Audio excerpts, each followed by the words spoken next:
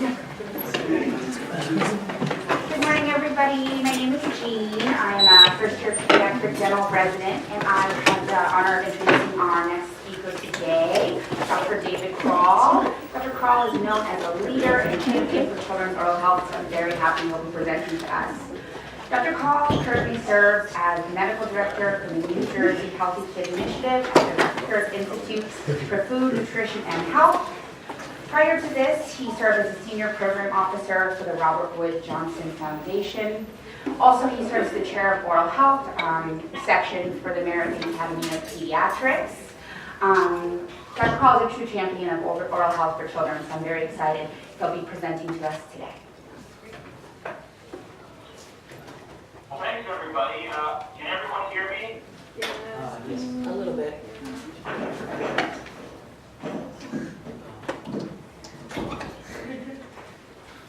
I'll try to speak a little louder. Yes, that's better. That's good. And can everyone see my screen? Yes. Yes. Yes. Okay, great. So if there's a way to just turn up my voice somehow here so everyone can hear me, just give me the okay, I'll get started.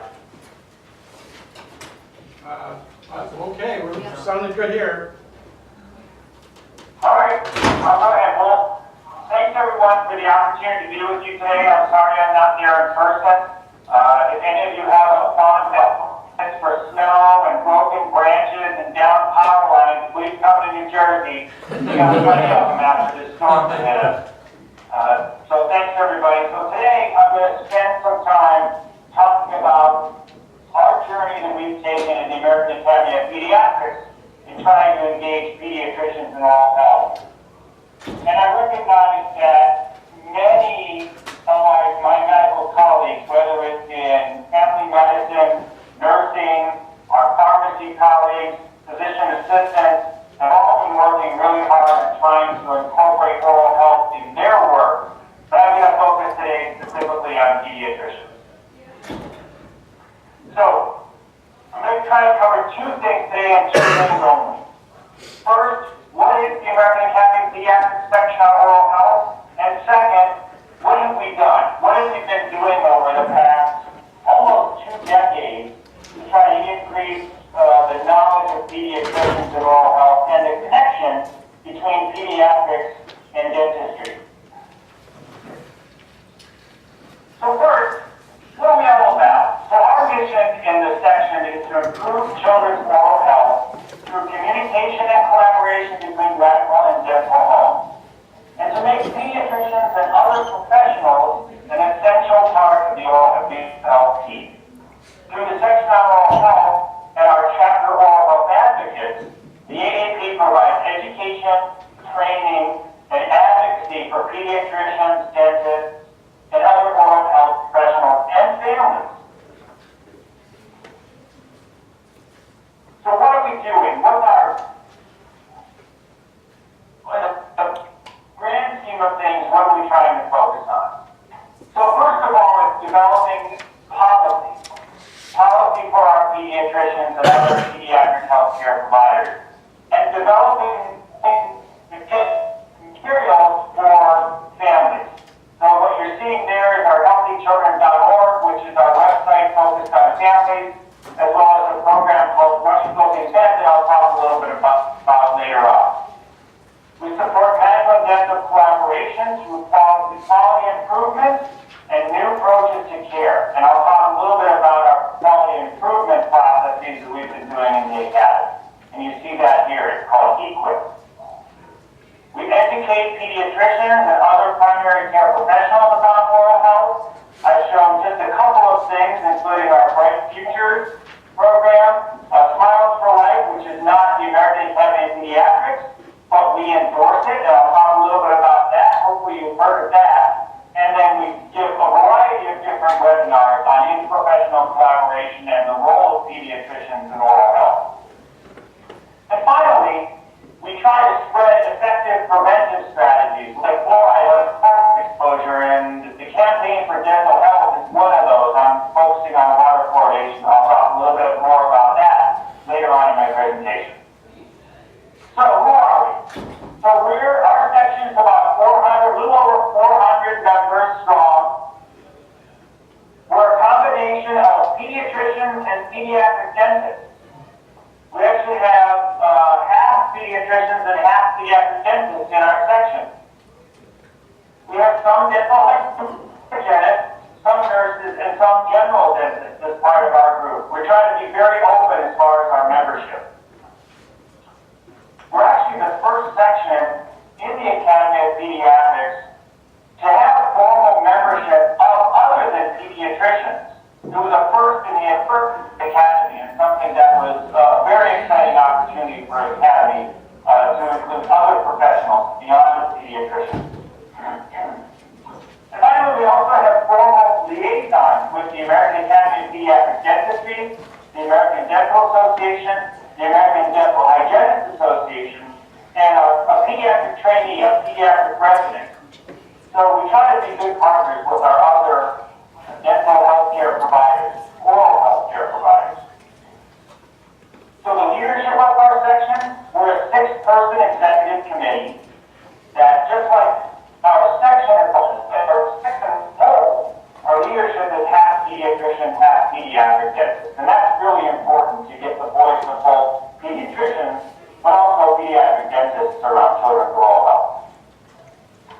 Our section chair can be either a pediatrician or a pediatric dentist, which is a little bit unusual as far as sections go in the Academy, but again, very important to improving oral health within the Academy and for children. You see our section members listed there. I just want to give a shout out to Susan Fisher-Owens, who may well be in the audience. Susan is part of the UCSF family, and she's a fantastic oral health leader and a great partner, and I'm so privileged to be working with her on the executive committee. So if she's not there, if you don't know her, introduce yourself to her. She's fantastic. So, how did we start? So we started actually in 1999 as the section on pediatric dentistry. And interestingly enough, there were pediatric dentists who wanted to be a part of the Academy of Pediatrics because of its advocacy efforts, as well as its focus on overall health of children. And our pediatric dentist colleagues thought they could contribute quite a bit to the education of pediatricians. And I must say, that's very true, because there are many pediatricians at that time, and even now for that matter, who don't know a lot about children's oral health. So that was a really important start within the Academy. In 2001, the Academy received a grant from the Maternal and Child Health Bureau that was focused on overall health of children, mental health, physical health, and also had an oral health component. And this was the actual start of what the Academy of Pediatrics would start doing for pediatricians in the Academy. It was really that spark that the Academy needed to start growing its work in oral health. The Oral Health Initiative began in 2002 because of that, and that was focused on really providing an educational forum for oral health at the Academy, improving communication between pediatricians and pediatric dentists, improving advocacy for oral health, proper nutrition, early diagnosis, prevention of dental disease, malocclusions, and all those things, and a focus on oral health with children with special health care needs. So the Oral Health Initiative, as I said, did a lot of different things. We grew AAP communications around oral health. A monthly newsletter was started for members and still exists today. A website was started that you can check out if you want to. You can get access to a large amount of information on that site. That's aap.org/oral health. A really great website, something that I go to all the time.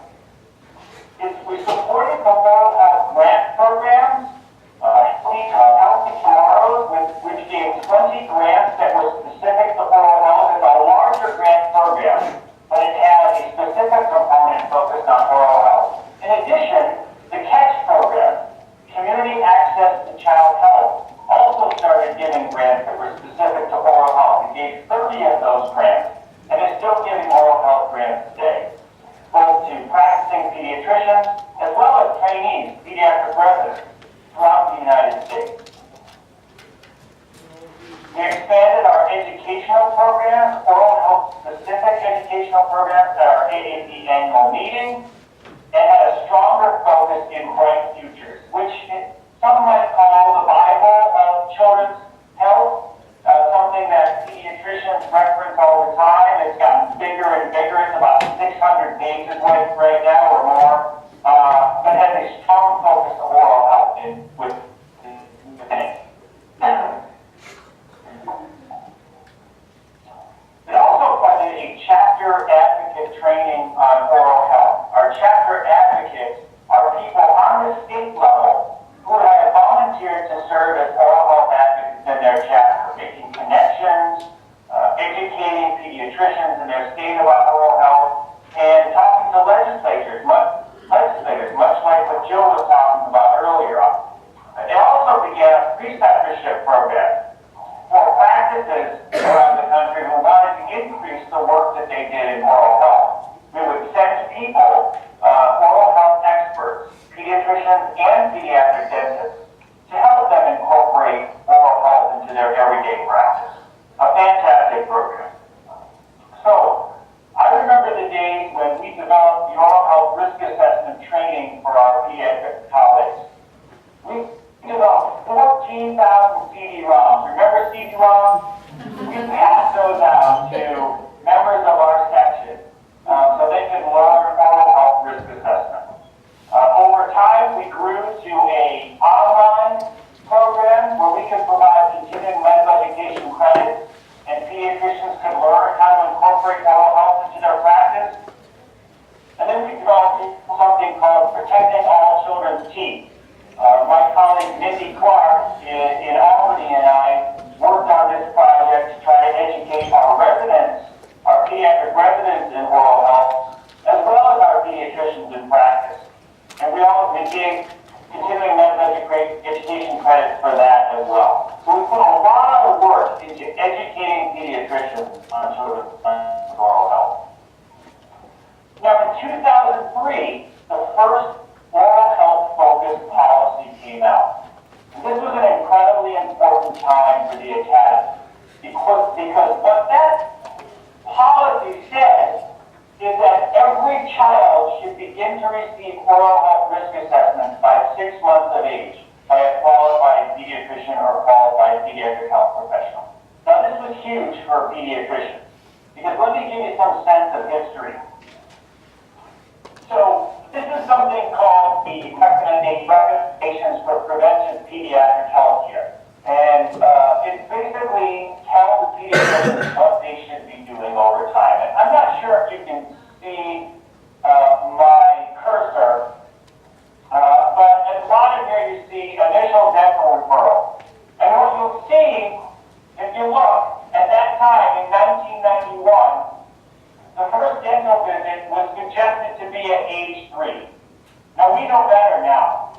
We know that the disease process to be well underway, and we saw some of those pictures of children with significant early childhood caries at an earlier age would have to go to general anesthesia. We were behind the curve in 1991. Now I don't remember when the policy came out to have an age 1 dental visit. It may have been before this, I'm not quite sure. Maybe some of you can educate me on that. But we were behind the times in 1991.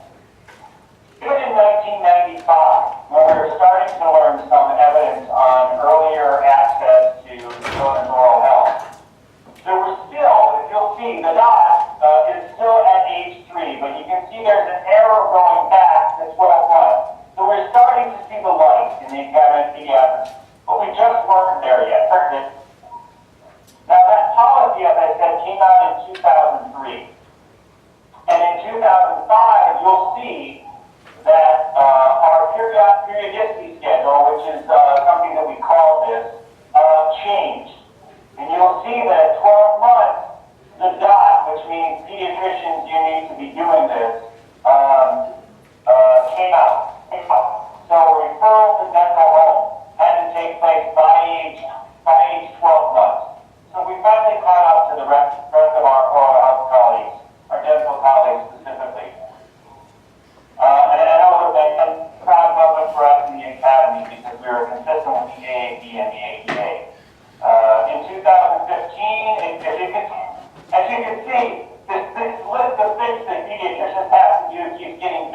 bigger. But you'll still see oral health in there. You'll also interestingly see in 2015 the addition of fluoride varnish, because more and more pediatricians were interested in applying fluoride varnish, especially in practices where they weren't able to get children access to a dental home.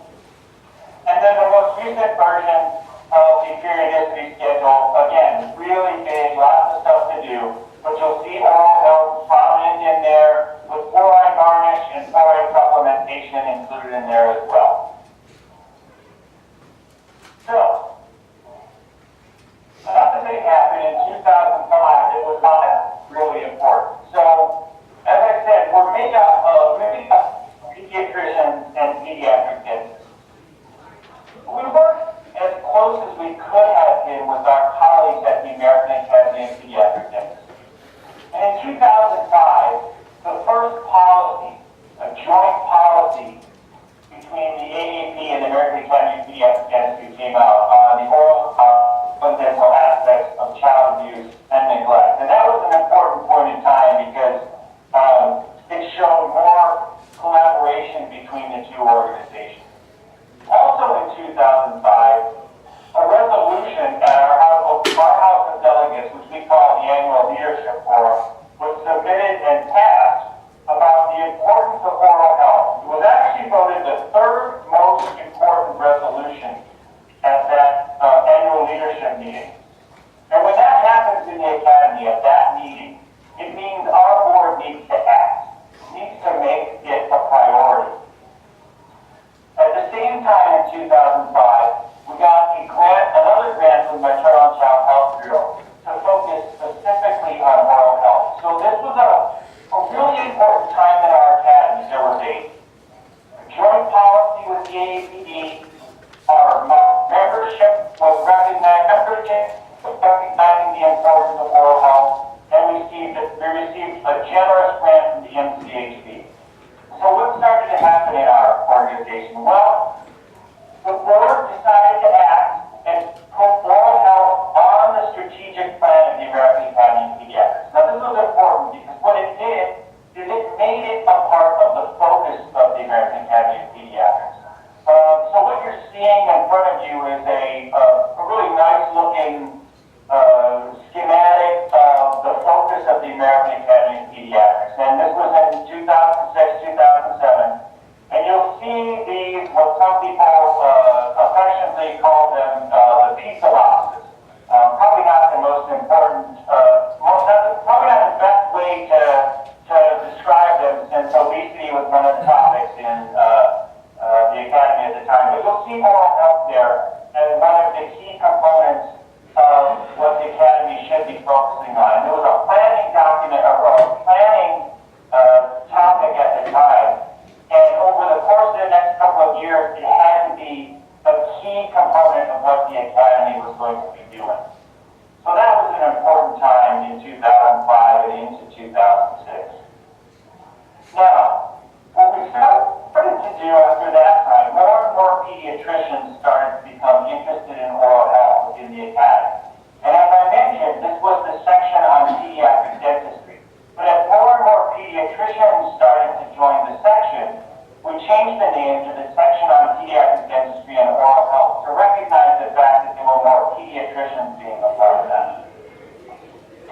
In 2008, we put out another policy statement that was more detailed on preventive oral health interventions for pediatricians, and we received a grant from the American Dental Association Foundation.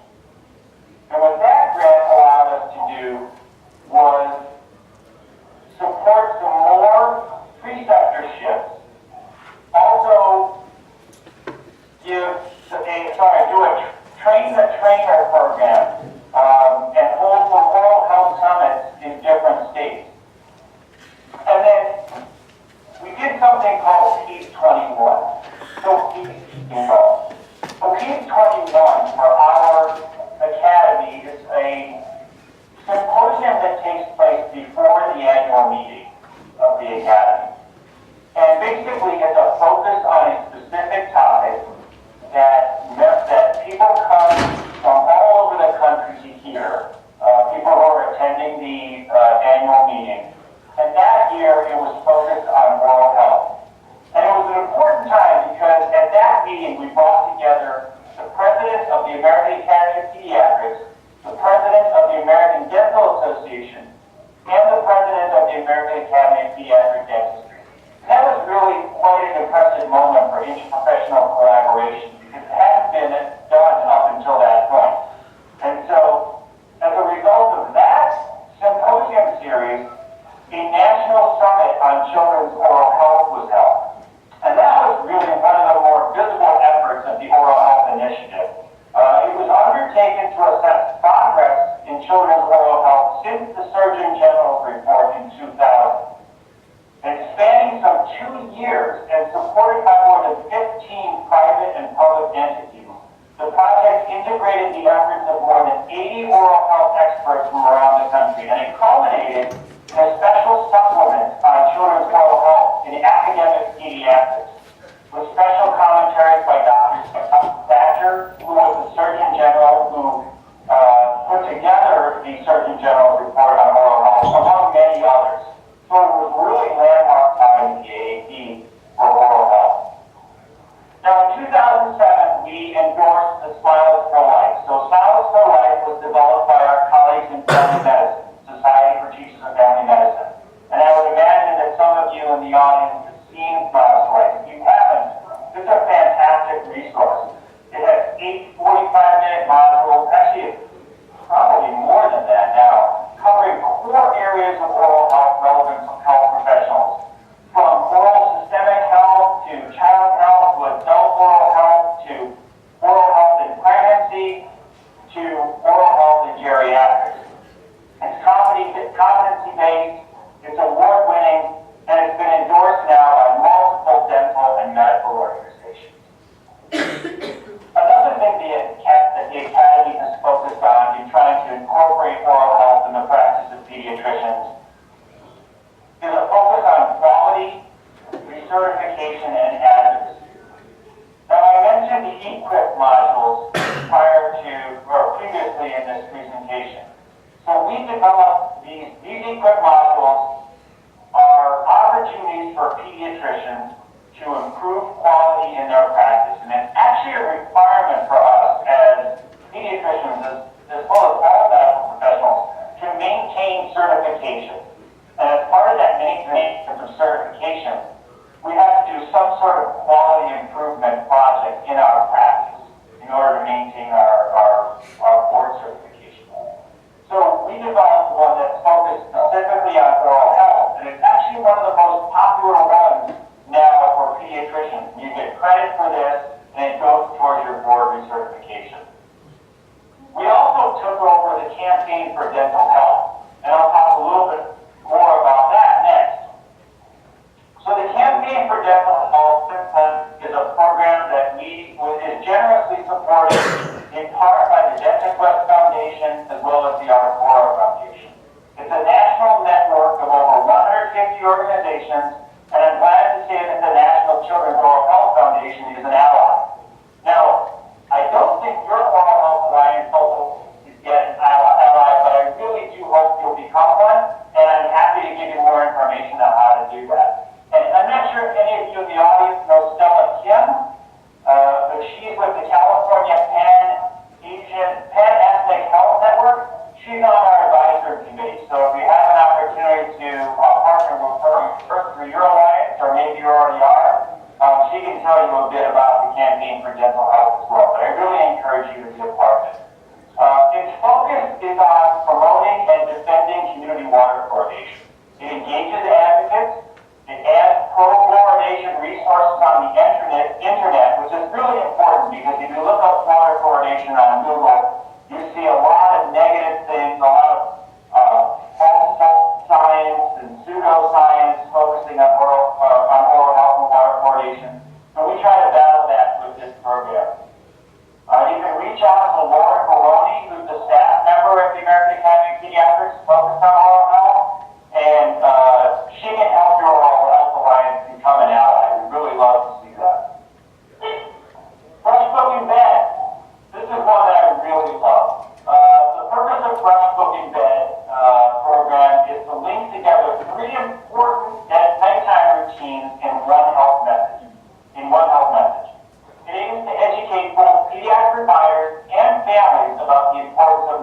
routines and focuses on improving the implementation of oral health services in the medical home by linking oral health information to messages about literacy and sleep. It was produced based on the experiences of pediatric and family medicine practices when they piloted the program in 2014 and 2015. The guide is full of resources and tools on oral health, early literacy, and sleep for pediatricians, dentists, and other oral health care providers to help implement the brush book bed in your practice. I highly encourage you to try to look at that. It's usually used, at least in pediatric practices, it's used in between 6 months and 6 years in their well child visits. But I know some dentists who are starting to incorporate that and giving out books and talking about oral health in their practice as well. You can reach out to us at oralhealth.aap.org to find out more information about that. These are just some examples of some of the resources that are available to you. We have these in English and Spanish right now. There are posters that can be put up in your offices, and I encourage you to take a look. Another recent bit of history that we've had, and we're really proud to have this, we received a cooperative agreement from the CDC to educate pregnant women and their families about oral health. The toolkit that we're putting together is going to be an online resource that will create messages such as shareable images, print materials, short videos, social media tools to better educate pregnant women and their families about the importance of oral health during pregnancy, seeing a dentist, and positive oral health behaviors throughout childhood and beyond. We're really excited to develop these things. It's an incredibly important role to be played in improving the mother's oral health, so that the children can also have good oral health. And we're working really closely with our OBGYN colleagues to try to work on that and increase their activity in the oral health.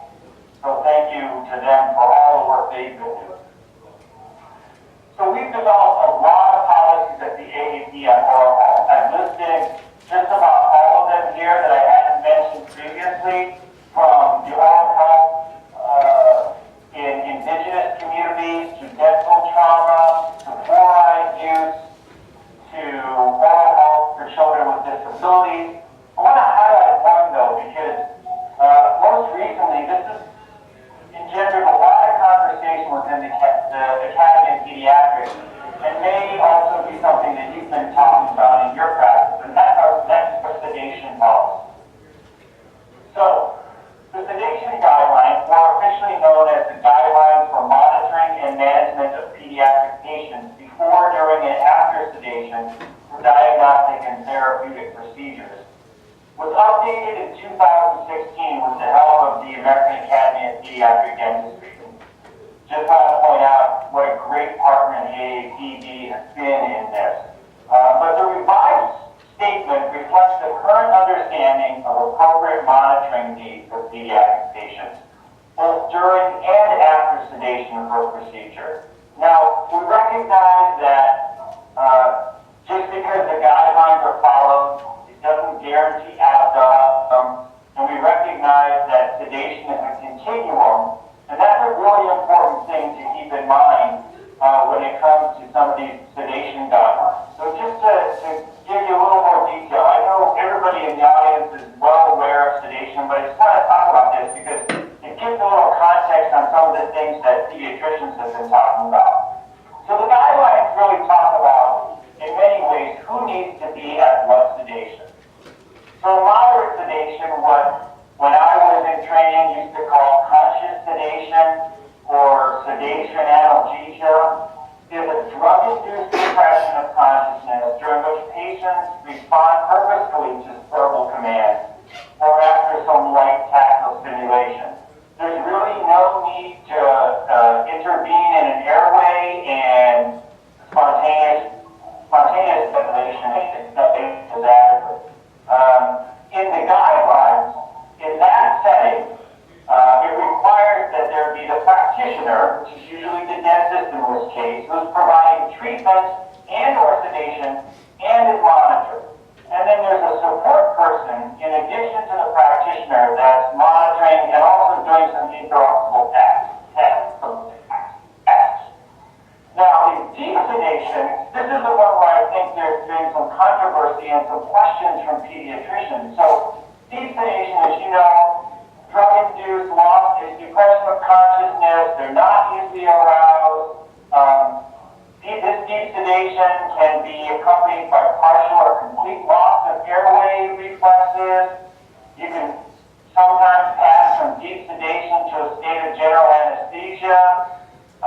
In this case, the guideline said that there has to be a practitioner, but in addition, there had to be a person that's solely responsible for sedation and monitoring. And they had to be asked Now, essentially what the document recommended is that it recommended against a single dental operator anesthesia model, whereas the dentist administers and monitors deep sedation while simultaneously performing dental procedures. Now, in pediatrics, since the publication of the document, pediatricians were recognizing that this wasn't always taking place, and that there were some dental providers that were assigning their dental assistants the task of monitoring the sedated patient. And that, for pediatricians, it started to make them a bit uncomfortable. And what was happening is that pediatricians were feeling more and more uncomfortable about signing off on dental surgeries because they weren't quite understanding who was going to be in the room during the surgery, who was going to be in the room during the intervention, and who was going to be responsible for the sedation and also post-sedation. And I think what this brings up is an issue of communication and confusion and concern about what the guidelines should say. So I think they also had some concern about that dental assistant monitoring. This has been really interesting because it's come up a bit in our, there was a question of whether this was going to come up as a resolution in our most recent annual leadership forum. And so I'd really be interested in hearing some conversation either after this presentation or maybe just some conversation in the dental community about what the thoughts are on sedation. And I'll leave it at that, but I think it's been a controversial thing for pediatricians recently.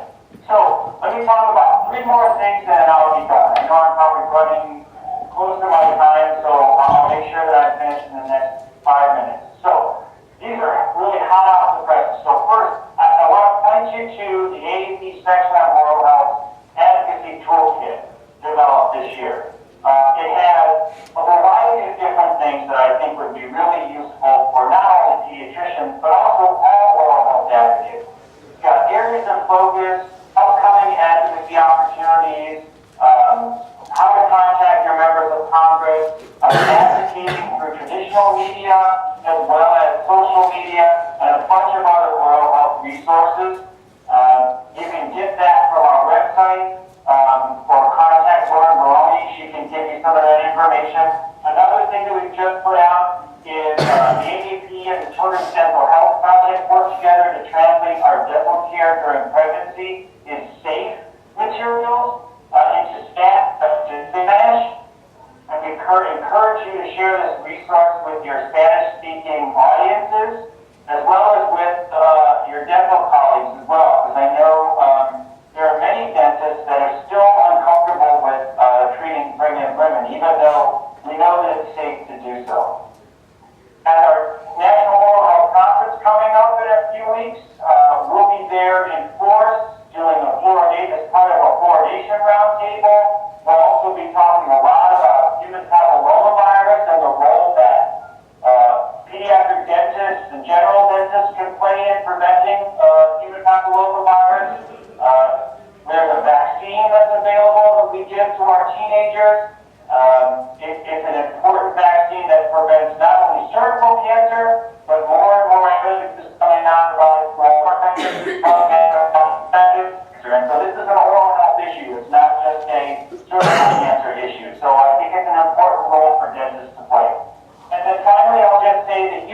join the AAP section on oral health. Pediatric dentists can be associate members, and then general dentists, pediatric residents, pediatric dental residents, and dental hygienists can be affiliate members of the section. Reach out to Lauren Baroni at lbaroni@AAP.org. Reach out to me. I can send along my contact information. I thank you for your time today. Sitting is the new smoking, so I know you've been sitting for a while. Stand up if you have an opportunity to do so, and I'm happy to answer questions. It may help me to whoever asked the question, just repeat them up front so I can hear them a little better. I had a hard time hearing Joe's questions, so if you can repeat them, I'm happy to answer them. Thank you so much for your time, and I look forward to hearing your questions.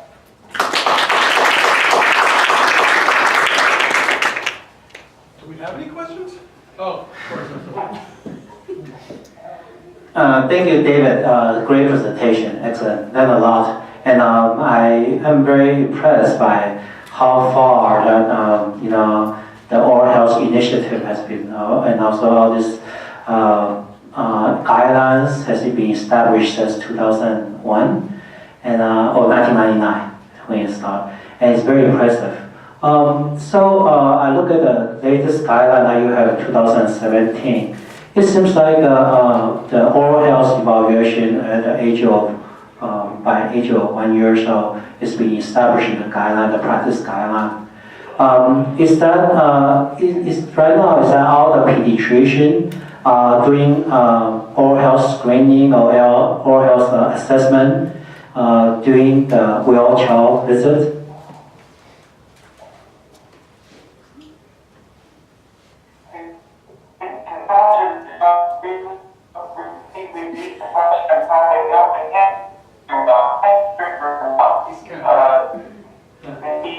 Yeah, it Okay. seems like you're breaking up a little bit. You can come up here. Yeah, it looks like we have low bandwidth right now. Okay.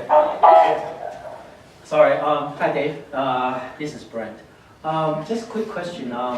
Basically, is that oral health assessment and also oral health screening and topical fluoride furnish application, is that now part of the well child visit? Yes.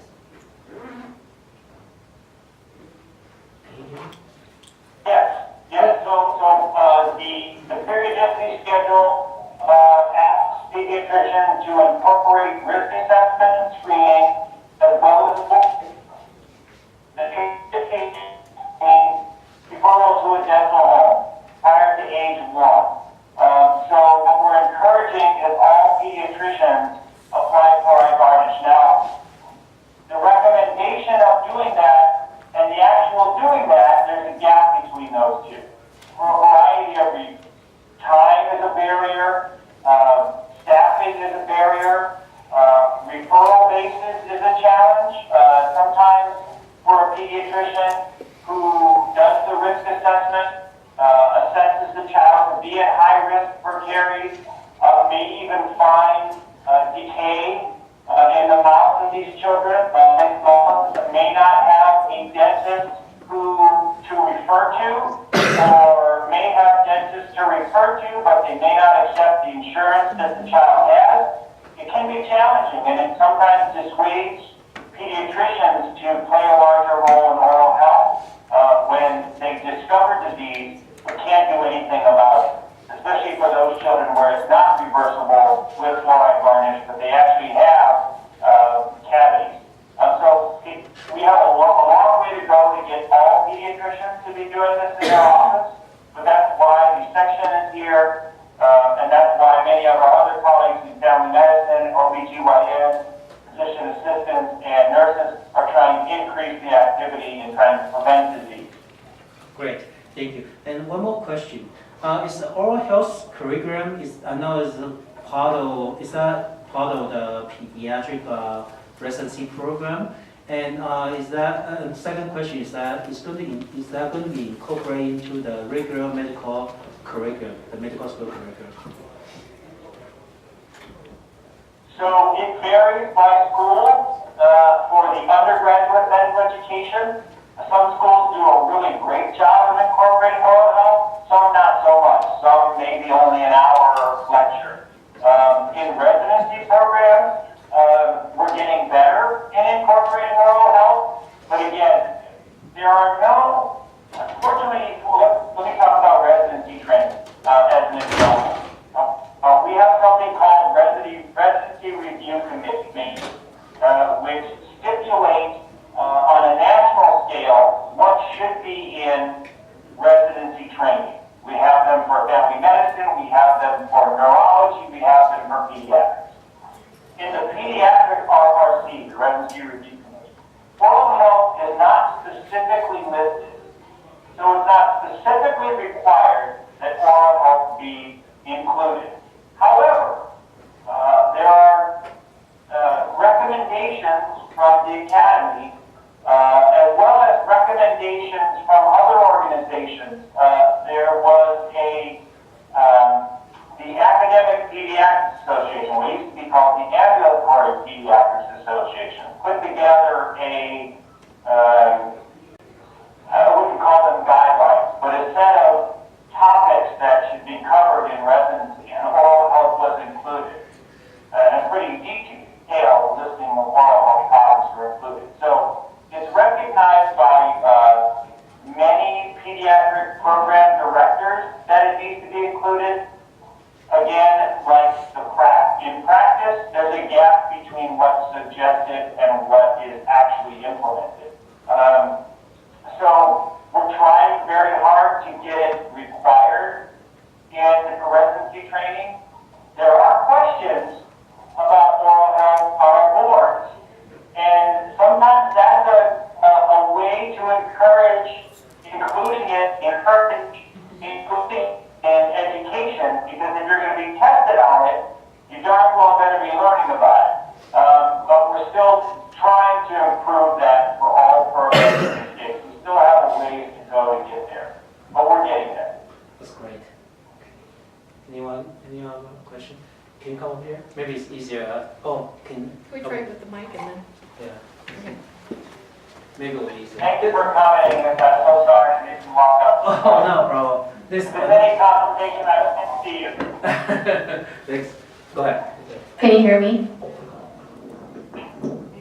Dr. Cole, can you hear my question? Hello? I can hear you. I can't quite hear a question going right now. Okay, so maybe I'll just ask the question. So I kind of mentioned earlier, I'm with one of our local jurisdictions, and I used to be a school-based manager, so we had clinics in over 36 schools throughout our county. And dental was one of the issues that always came up. And part of the issue that was coming up, even though we were doing it as part of the initial screening and the well child checks and the team physicals and the sports physicals, part of the issue is there's not enough dental providers to respond to the need of our students. So the question that I'm asking is there any initiatives happening at the federal level to either increase DentaCal reimbursement rates,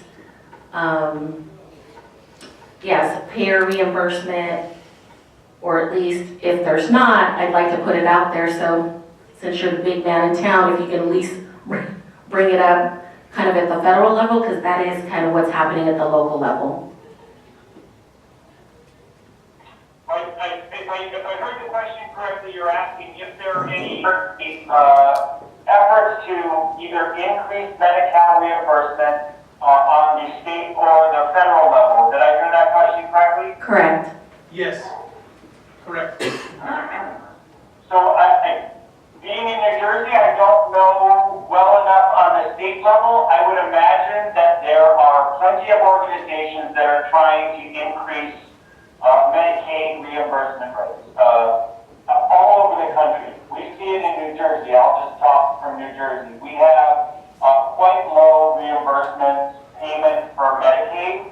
It's something that keeps dentists from participating because, and frankly, it's becoming more of an issue for pediatricians. In some ways, it's understandable that if you can't even cover your own overhead, with what you're getting paid to take care of your patients, it's hard to run a business. And for many dental providers, it's a business. For one or two person shops,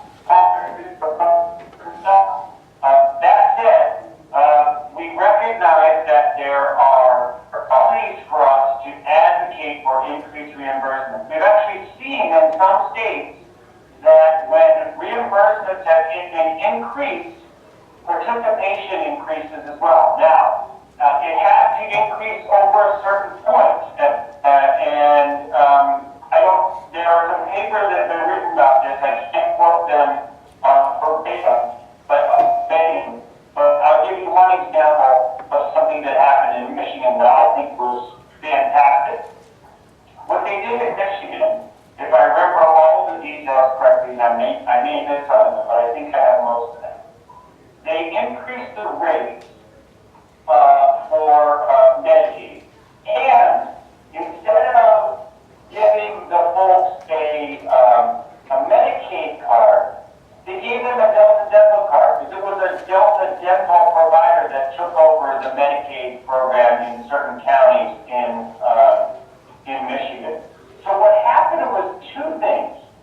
Not only did the reimbursement increase, but what some might call the stigma of being a Medicaid patient was also taken away. And if you look at some of the literature of why dentists weren't participating in Medicaid, it was 3 or 4 things.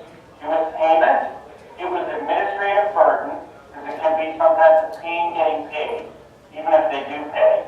The paperwork can be painful. It was also issues about the patient. Patients are disrupted in my office, they bring their whole family, et cetera, but also that they missed appointments.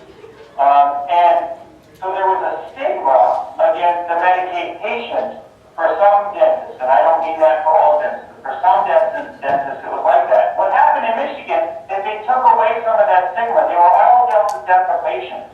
And what they saw is that not only participation increased, but access increased.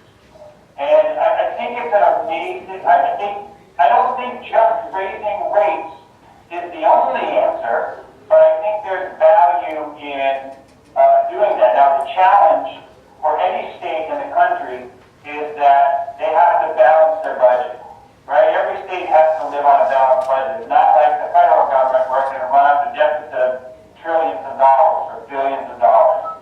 Probably trillions now. I actually don't know. Maybe it's not that much. But it's a lot of money.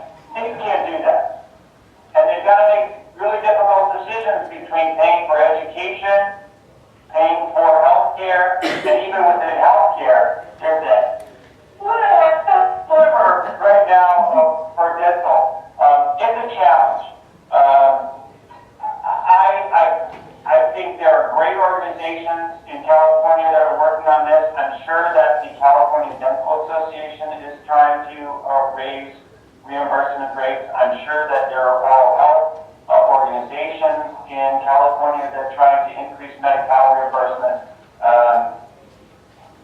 And I think I'll say one more thing about this. I think the other thing to consider is if rates are increasing, rates are increased. Are we going to increase rates and focus on the taken approach of a surgical approach to disease, or are we going to take an approach that's a medical approach to disease of trying to prevent disease? And I think there's some consideration about, if we're going to increase rates, which rates are we going to increase?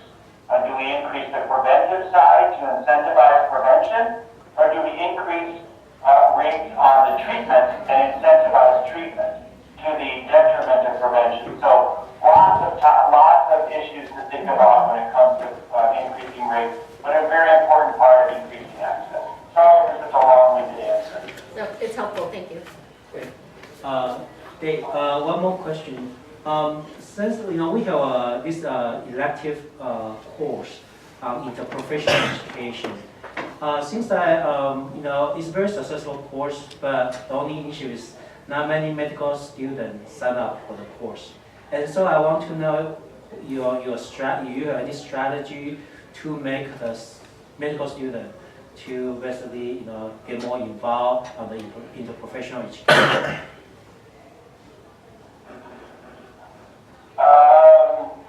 Boy, a difficult question. My answer to these kinds of questions is always leadership. That if the leaders of our academic institutions, the deans, the department chairs, buy into interprofessional education and see the value not only to their department or their college, but to the patients that they serve, they're going to say, my students need to learn in this manner. They need to learn in interprofessional. I think it all comes down to leadership. I think having a leader that says interprofessional education and practice is better, is the best thing for the patients that we serve. That's how things are going to change. Until we get that kind of leadership in our educational institution, it's going to be very challenging to get more people, more students to buy into it. I applaud what you're trying to do. It is the future. Interprofessional education is the future. I think it's what's best for patients, and I think it's what's best for providers too. I think providers recognize the value of the colleagues they work with, the knowledge that they bring, the care that they bring to patients, and it also takes a little bit of the pressure off us. You recognize the fact that someone else can help you. You're not in this alone. You're a team taking care of a person or a population. And I think for providers, for the satisfaction of providers, that's valuable. Great, thank you. Any other question? Okay, great. David, thank you so much. Yeah, great presentation. Really